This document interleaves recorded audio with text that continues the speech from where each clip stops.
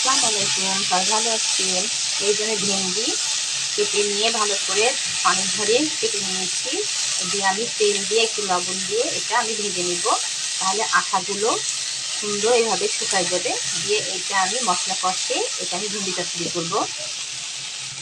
এই যে আমার ভেন্ডিগুলো ভাজা হয়ে গেছে, এবার আমি নামিয়ে নিব যে মশলা কষাবো।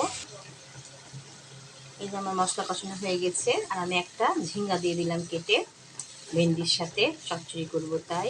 দিয়ে আমি এটার সাথে যে ভেন্ডি ভাজাগুলো দিয়ে দেব, দিয়ে পরিমাণ মতো পানি দিয়ে এটা হতে দেব। এই যে আমার ভেন্ডি চচ্চড়ি হয়ে গেছে, একটু করে খেতে অনেক ভালো লাগে।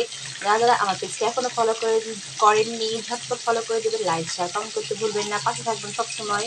আর আমি এখন মাছ ভাজতে লেগে গেলাম, এই যে তেলাপিয়া মাছ। সবাই ভালো থাকবেন, আল্লাহ হাফেজ।